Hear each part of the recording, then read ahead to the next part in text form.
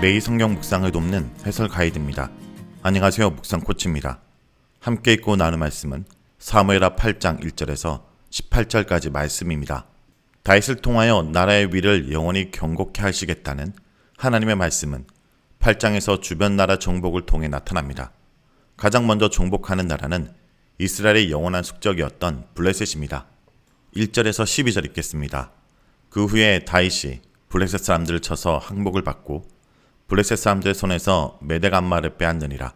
다윗이 또 모압을 쳐서 그들에게 땅에 엎드리게 하고 줄로 재어 그 2줄 길이의 사람은 죽이고 1줄 길이의 사람은 살리니 모압 사람들이 다윗의 종들이 되어 조공을 드리니라.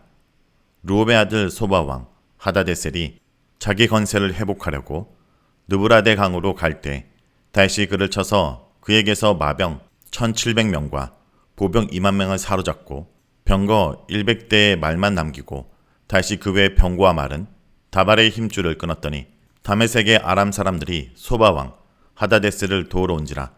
다시 아람 사람 2만 2천 명을 죽이고 다시 다메섹 아람의 수비대를 두매 아람 사람이 다윗의 종이 되어 조공을 바치니라. 다윗이 어디로 가든지 여호와께서 이기게 하시니라. 다시 하다데셀의 신복들이 가진 금방패를 빼앗아 예루살렘으로 가져오고 또 다윗 왕이 하다데셀의 고을 베다와 베로데에서 매우 많은 돛을 빼앗으니라. 하마닥 도이가 다윗이 하다데셀의 온 군대를 쳐서 무찔렀다 함을 듣고 도이가 그의 아들 요람을 보내 다윗 왕에게 문안하고 축복하게 하니 이는 하다데셀이 도이와 더불어 전쟁에 있던 터에 다윗이 하다데셀을 쳐서 무찌름이라. 요람이 은그릇과 금그릇과 녹그릇을 가지고 온지라.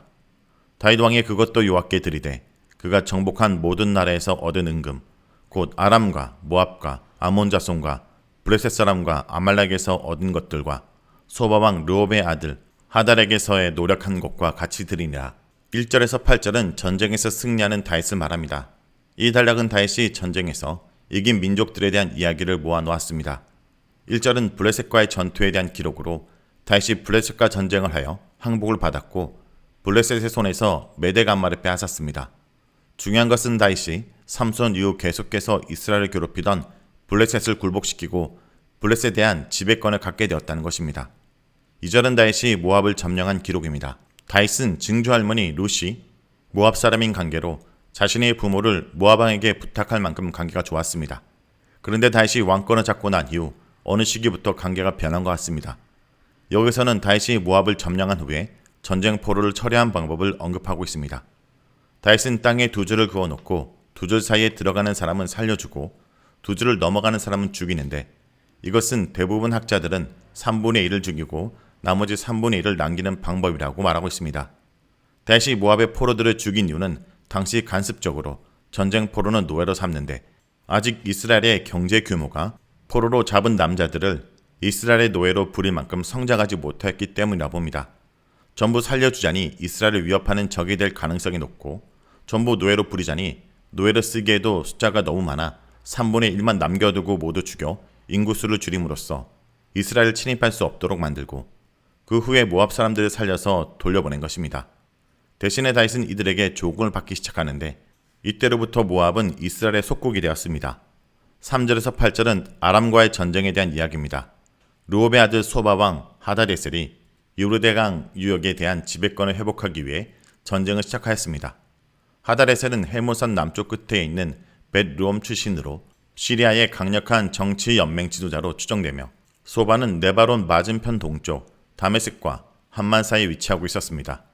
하다데셀이 북쪽으로 전쟁을 하러 간 사이 다윗이 소바를 공격하였고 제대로 방어하지 못한 하다데셀은 전쟁에서 지게 됩니다. 여기서 다윗은 마병 1700명과 보병 2만 명을 사로잡는 큰 승리를 거둡니다. 다윗이 사로잡은 엄청난 숫자의 군인들은 하다데셀의 군사력이 매우 강했음을 알려줍니다.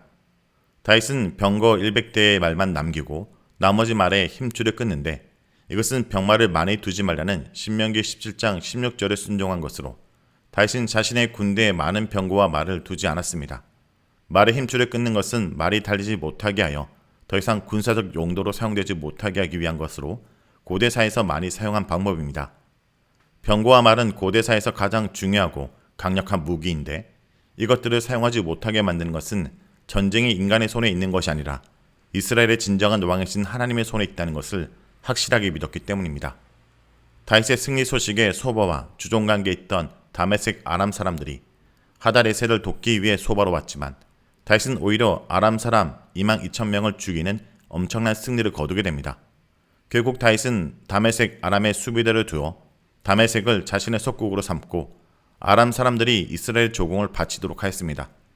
이렇게 다윗은 하나님의 명령에 순종하여 가장 강력한 무기인 병거들을 자신의 손으로 없앴지만 여호와께서 그와 함께 하시고 구원해 주셨기 때문에 어디를 가든지 이길 수 있었습니다. 다윗에게 가장 강력한 무기는 바로 늘 함께 하시는 여호와이신 것입니다. 본문은 블레셋, 모압, 아람과 승리한 것이 모두 여호와께서 이기게 하셨기 때문이라고 결론 짓습니다. 다윗은 전쟁에 승리한 후 금방패와 많은 놋 등의 전리품들을 예루살렘으로 가져옵니다. 이 놋들은 후에 솔로몬이 열왕기상 18장 8절에 놋바다와 성전 기물들을 만드는 데 사용되었습니다. 이렇게 다윗이 많은 전리품들을 예루살렘으로 가져왔다는 것은 이스라엘이 점점 부강한 나라가 되어가고 있다는 것을 의미할 뿐 아니라 하나님께서 다윗과 이스라엘에게 큰 축복을 주셨음을 보여줍니다. 9절에서 12절은 전쟁의 노획물을 여호와께 드리는 다윗의 모습입니다. 하다레셀과의 전쟁에 크게 이긴 소문이 팔레스타인 지역에 퍼지자 소문을 들은 하맛 왕 도이가 하친의 사절단을 보냅니다. 하맛은 소바의 북쪽에 있는 지역으로 이 두 지역은 적대 관계에 있었습니다. 그런데 다윗이 하다레셀을 이겼다는 소식에 하맛 왕 도이는 많은 선물과 함께 아들 요람을 보내어 하친을 청합니다. 사람 관계에서 적의 적은 친구라는 공식이 여기에서 적용되고 있습니다. 7절과 8절에서 요람이 찾아온 것은 하닷에셀을 이겼기 때문이라는 사실을 반복적으로 이야기하며 강조하는데 이것은 이스라엘에 대한 좋은 소식들이 퍼지면서 고대 근동에서 이스라엘의 위상이 점점 높아지고 있다는 사실을 반영합니다. 이제 다윗이 전쟁을 하지 않고도 스스로 하친을 청하며 많은 선물을 바치는 나라들이 생겨난 것입니다. 요람이 가져온 선물은 은그릇과 금그릇, 놋그릇으로 다윗은 이들에게서 받은 선물을 여호와께 바칩니다. 12절과 12절에서는 이것뿐 아니라 그동안 블레셋과 아람과 모압과 암몬 자손들과 아말렉과 하다레섹에서 얻은 전리품들도 여호와께 드렸다 말합니다. 다시 모든 전리품을 여호와께 드렸다는 것은 두 가지 의미가 있습니다.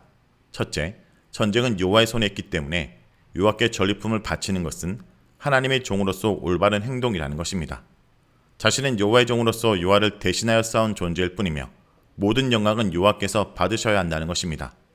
둘째, 자신은 여호와를 위한 성전을 지으라는 허락을 받지 못했지만 대신에 성전을 지을 수 있는 물품들을 차곡차곡 준비한 것입니다. 후에 역대기는 다윗을 성전 건축을 준비한 사람으로 평가하는데 이 평가는 다윗이 모든 전리품을 여호와께 드린 것으로 근거합니다. 다음은 13절에서 18절 읽겠습니다. 다윗이 소금 골짜기에서 에돔 사람 18,000명을 쳐 죽이고 돌아와서 명성을 떨치니라. 다윗이 에돔의 수비대를 두되 온 에돔의 수비대를 두니 에돔 사람이 다 다윗의 종이 되니라. 다윗이 어디로 가든지 여호와께서 이기게 하셨더라. 다윗이 온 이스라엘을 다스려 다윗이 모든 백성에게 정의와 공의를 행하시되 수로의 아들 요압은 군사령관이 되고 야일룻의 아들 여호사밧은 사관이 되고 아히도의 아들 사독과 아비아달의 아들 아히멜렉은 제사장이 되고 스라야는 서기관이 되고 여호야다의 아들 분하랴는 그랏 사람과 블레셋 사람을 간환하고 다윗의 아들들은 대신들이 되니라. 13절에서 14절은 에돔을 정복한 다윗에 대한 내용입니다. 이 단락은 에돔 정복에 관한 이야기입니다. 소금 골짜기는 사해 남쪽 지역을 가리키는데 에돔 지역에 있습니다. 다윗은 이곳에서 에돔 사람 18,000명을 죽이는 엄청난 전가를 기록하였고 이 전쟁으로 인해 주변국에서 큰 명성을 얻습니다. 아마 이 전투가 매우 크고 유명한 전투였고 그로 인해 다윗의 명성이 팔레스타인 지역에 널리 퍼지게 되었던 것 같습니다. 여기서는 전쟁을 통해 다윗이 명예를 얻은 것을 언급하고 있습니다. 14절은 후렴구처럼 6절과 동일하게 에돔이 종이 되었다는 것과 여호와께서 어디를 가든지 구원하셨다는 말을 합니다. 이것은 다윗이 얻은 명성 또한 여호와의 은혜임을 강조하기 위한 것입니다. 15절에서 18절은 다윗 왕국의 신하들을 말합니다. 15절에서 다윗이 이스라엘을 공의와 정의로 다스렸다 평가합니다. 이는 하나님께서 왕에게 바란 가장 이상적인 덕목으로 왕은 전쟁을 통해 백성을 구원하는 역할도 해야 하지만 지혜로운 재판을 통해 이스라엘에 대한 하나님의 공의와 정의가 실현되도록 해야 하는데 다윗은 그 역할을 충실하게 수행했다 평가한 것입니다. 16절부터는 다윗의 왕국의 신하들에 대한 설명입니다. 다윗을 도와 이스라엘을 다스린 인물들에 대한 소개입니다. 먼저 수러의 아들 요압이 군사령관으로 소개됩니다. 먼저 소개된 이유는 병권을 쥐고 있는 인물로 다윗 왕국의 인자이기 때문입니다. 여호사밧은 사간인데 사간은 기억하다 라는 단어에서 파생된 단어로 국가의 여러 기록과 문서를 관리하는 사람이었을 것입니다. 제사장은 아히두베의 아들 사독과 아비아들의 아들 아히멜렉이었습니다.